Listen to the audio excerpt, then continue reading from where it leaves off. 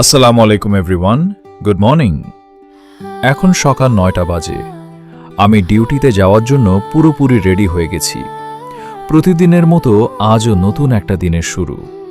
সকালে ঘুম থেকে উঠে ফ্রেশ হয়ে নাস্তা করেছি, তারপর ডিউটির জন্য প্রস্তুতি নিয়েছি।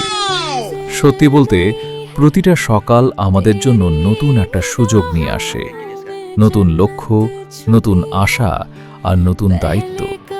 তাই চেষ্টা করি দিনটা ইতিবাচক মনোভাব নিয়ে শুরু করতে। এখন আমি ডিউটির উদ্দেশ্যে বের হব। আশা করছি আজকের দিনটা ভালো যাবে এবং সব কাজ সুন্দরভাবে সম্পন্ন করতে পারব। আপনারাও যে যেখানে আছেন নিজের কাজ মন দিয়ে করুন এবং সব সময় ভালো থাকার চেষ্টা করুন। আমার জন্য দোয়া করবেন যেন আমি আমার দায়িত্ব ঠিকভাবে পালন করতে পারি, আর আপনাদের দিনটাও যেন সুখ, শান্তি এবং সফলতায় ভরে ওঠে। চলুন এখন রওনা দিই। দেখা হবে পরের ব্লগে। সবাই ভালো থাকবেন, সুস্থ থাকবেন। আল্লাহ।